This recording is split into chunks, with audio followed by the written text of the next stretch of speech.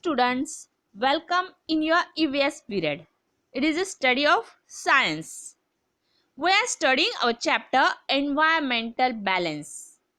In this chapter, we have studied about biodiversity. What is the biodiversity? We have studied about the different animals in environment. I have told you what is environment. What are the different components of the environment, which things are included in environment like sunlight, insects, animals, bacteria, plants, rocks, soil, air, water. These are the components of environment. We have studied it in last video. We have seen the living and non-living things in the environment and the interrelationship between them.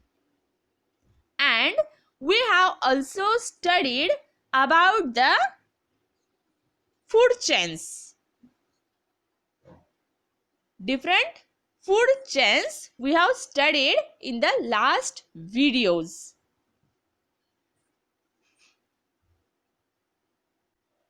And we have also seen what is the food web. The jet or many food chain mixed together, and that is called food web. We have studied this food web in last video. Now let's study the next point, that is environmental balance. Let's study about the environmental balance. There are many food chains in our environment. Because of these food chains, every living thing gets the food it needs and therefore continues to live. अपने environment में बहुत सारे food chain present है और सभी animal को इस food chain की वजह से सभी एनिमल्स को उनके ज़रूरत का फूड मिलता है. In every food chain, plant is the origin of food chain. हर एक फूड चेन जो है वो प्लांट से स्टार्ट होती है because plant is a producer. Plant को क्या बोला जाता है? Producers. All plants are producer. All green plants are producer. सभी ग्रीन प्लांट जो है उन्हें प्रोड्यूसर बोला जाता है. क्यों? क्योंकि वो फूड प्रोड्यूस करते हैं और वो खुद फूड प्रोड्यूस करते हैं, खुद का फूड खुद बनाते हैं. उन्हें जो फूड चाहिए होता है वो बनाते हैं और उन्होंने बनाया हुआ फूड ही बाकी एनिमल्स यूज करते हैं. Plants produce their food in the presence of sunlight. Plants produce their food in the presence of sunlight. They use carbon dioxide from the air. They take water by their roots from the soil. They take water from the soil and nutrients. They absorb nutrients. Roots of the plant absorb nutrients from the soil. अब ये जो plant food produce करते हैं ये in things को use करते हैं food produce करने के लिए.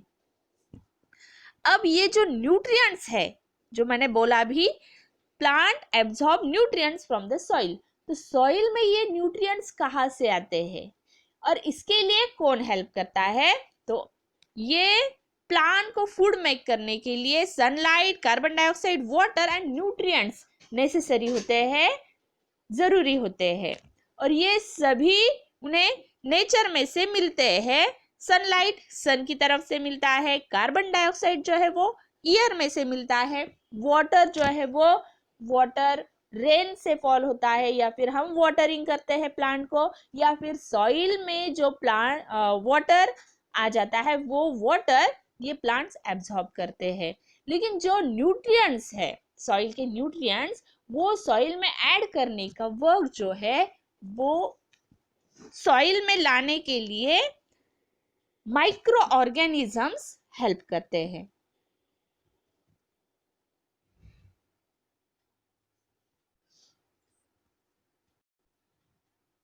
Microorganisms living in the soil help the process of decomposition of plant residue, dead animals, excreta, etc. As a result, substances that help the growth of plants are formed and get added to the soil. ये जो substances है जो plant के growth के लिए important है वो micro organism की वजह से सॉइल में ऐड हो जाते हैं। Plant use them for their growth.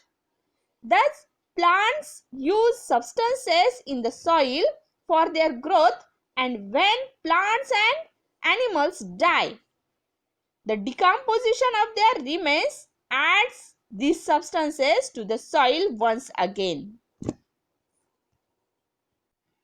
जब plants और animals मर जाते हैं तो ये माइक्रो ऑर्गेनिज्म फिर से उन्हें डिकम्पोज करके उनके जो रिमेन्स है वो सॉइल में ऐड कर देते हैं और ये सब्सटेंसेस फिर से प्लांट यूज करते हैं। This is an important cycle in the environment.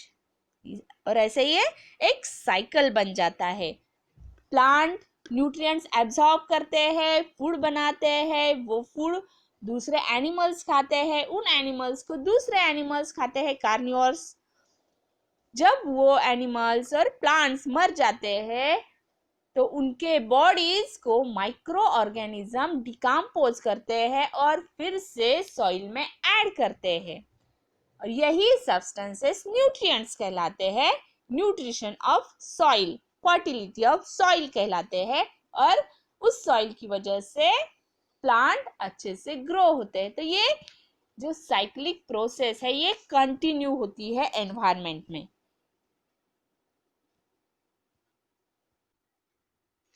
Living things get a continuous supply of water because of the water cycle. Living things के लिए वाटर नेसेसरी है, वो उनकी एक इम्पॉर्टेंट नीड है और ये वाटर उन्हें वाटर साइकिल की वजह से कंटिन्यूअसली मिलता रहता है। और ये वाटर साइकिल क्या है ये लास्ट चैप्टर में हमने स्टडी किया था। Living things use oxygen from the air for breathing and give out carbon dioxide gas. Living thing जो है वो ब्रीदिंग के लिए ऑक्सीजन यूज करते हैं, ऑक्सीजन अंदर लेते हैं and give out carbon dioxide. Carbon dioxide gas को वो बाहर छोड़ते हैं। कौन? Living things. Yes, plants use the carbon dioxide from the air for making their food. और ये जो कार्बन डाइऑक्साइड जो लिविंग थिंग्स ने रिस्पायरेशन में छोड़ा है वो कौन यूज करता है? प्लांट्स यूज करते हैं for making their food. Food making process में ये कार्बन डाइऑक्साइड वो यूज करते हैं। Oxygen is given out in this process. और इस फोटोसिंथेसिस प्रोसेस में ये जो फूड मेकिंग प्रोसेस है प्लांट की, उस प्रोसेस में प्लांट क्या करते हैं? ऑक्सीजन छोड़ते हैं। यस, और वो ऑक्सीजन एयर में मिक्स हो जाता है और वो बाकी एनिमल्स को मिलता है ब्रीदिंग के लिए। This process again make a cycle. इस प्रोसेस से फिर से एक साइकिल बन जाता है। देखो, एनिमल्स जो है वो ऑक्सीजन लेते हैं, ब्रीथ करते हैं, कार्बन डाइऑक्साइड छोड़ते हैं। कार्बन डाइऑक्साइड प्लांट यूज करते हैं फोटोसिंथेसिस में, और फोटोसिंथेसिस में फूड मेकिंग जिसे बोला जाता है, फूड मेकिंग में वो कार्बन डाइऑक्साइड यूज करते हैं और ऑक्सीजन गैस रिलीज करते हैं। और वो रिलीज किए वाली ऑक्सीजन गैस फिर से एनिमल्स ब्रीथ करते हैं, कार्बन डाइऑक्साइड गिव आउट करते हैं। वो कार्बन डाइऑक्साइड फिर से प्लांट के थ्रू लिया जाता है फूड मेकिंग में, और फूड मेकिंग में ही वो ऑक्सीजन छोड़ते हैं। तो ये साइकिल बन जाता है और इस साइकिल से जो नीडेड ऑक्सीजन और कार्बन डाइऑक्साइड है वो सभी लिविंग थिंग्स को मिल जाता है. There are several other such cycles in nature. Thus, there is an interaction amongst living things and between living and non-living things in nature. ऐसे बहुत सारे साइकिल्स एनवायरनमेंट में प्रेजेंट है. जैसे एयर ली जाती है, ऑक्सीजन लिया जाता है, कार्बन डाइऑक्साइड दिया जाता है. तो ये इंटर रिलेशनशिप किसमें हुई? एनिमल्स और प्लांट्स में. और वाटर साइकिल में जो हमने देखा था वो लिविंग थिंग और नॉन लिविंग थिंग के बीच में इंटर रिलेशनशिप है. ये इंटरैक्शंस की वजह से मेनी साइकिल्स क्रिएट हुए हैं एनवायरनमेंट में. The interaction goes on continuously. This helps to maintain the food chain in environment. और इन्हीं साइकिल की वजह से, ये जो डिफरेंट साइकिल्स है इसकी वजह से एनवायरनमेंट में फूड चेन्स कंटिन्यू होते हैं. डिफरेंट एनिमल्स को फूड मिलता है.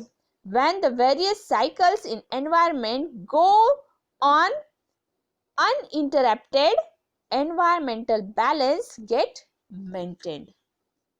अब ये साइकिल्स बहुत अच्छे से रन करते हैं तो एनवायरनमेंट का बैलेंस रहता है, वो बैलेंस रहता है. एनवायरनमेंट जो है वो बैलेंस रहता है, दोनों तरफ से वो इक्वल रहता है. लेकिन इसमें अगर डिस्टर्बेंसेस आ जाए तो ये एनवायरमेंटल बैलेंस जो है अनबैलेंस्ड होता है और डिफरेंट इंसिडेंट्स ऑकर होते हैं. जैसे कि अगर वाटर साइकिल अफेक्ट हो गया, इनबैलेंस हो गया, इवेपोरेशन अच्छे से नहीं हुआ तो रेनफॉल नहीं होगा. अब इवेपोरेशन तो अच्छे से होता है क्योंकि सन कंटिन्यूअस प्रेजेंट है स्काई में, लेकिन ये इवेपोरेशन होने के बाद उसका कंडेंसेशन होने के लिए कूल एयर नेसेसरी है. कूल एयर, क्लाउड्स को कूल एयर मिलती है ट्रीज के एयर की वजह से, ट्रीज की वजह से. यस, और अगर ट्रीज बहुत कम है तो इन क्लाउड्स को कूल एयर नहीं मिलेगी, वो कंडेंस नहीं होंगे तो रेनफॉल नहीं होगा, और रेनफॉल नहीं होगा तो वाटर साइकिल जो है वो इनबैलेंस हो जाएगा. बहुत सारे एनिमल्स को, डिफरेंट एरियाज में के एनिमल्स को वाटर सप्लाई नहीं होगा. यस, तो ये जो बैलेंस है वो मेंटेन रखने के लिए हमें क्या करना है? एनवायरमेंट की हेल्प करनी है. एनवायरमेंट की हेल्प कैसे कर सकते हैं हम? उसके जो डिफरेंट थिंग्स है जैसे कि एयर है, ट्रीज है, वाटर है, इनको डिस्टर्ब नहीं करना है. डिस्टर्ब नहीं करना है मतलब हम उसे यूज कर सकते हैं, लेकिन हम क्या करते हैं? जितनी अपनी नीड है उससे ज्यादा यूज करते हैं. ट्रीज से हमें फूड मिलता है तो हम फूड ले सकते हैं ट्रीज से, लेकिन हम क्या करते हैं? ट्रीज से फूड भी लेते हैं और ट्रीज को कट भी करते हैं. कट करते हैं किस लिए? डिफरेंट थिंग्स बनाने के लिए कट करते हैं. वहां पे हाउसेस बनाने के लिए ट्रीज कट करते हैं, लेकिन जितने ट्रीज हमने कट किए उतने हम लगाते नहीं हैं. तो इससे क्या होता है? एनवायरमेंटल का बैलेंस डिस्टर्ब हो जाता है. तो ये बैलेंस हमें डिस्टर्ब नहीं करना है, बैलेंस रखना है. बैलेंस अगर रखा तो ही एनवायरमेंट अच्छे से रन करता है, हमें और बाकी एनिमल्स को उनके नीडेड थिंग्स मिल जाते हैं. यहाँ पे हमने एनवायरमेंटल बैलेंस जो है ये चैप्टर फिनिश किया है. इसके पूरे पॉइंट्स हमने कवर अप कर लिए हैं. ये पूरे पॉइंट्स आपको स्टडी करने हैं. कुछ क्वेश्चंस में आपको दूंगी, उनके आंसर्स आपको आपके नोटबुक में नोट डाउन करने हैं.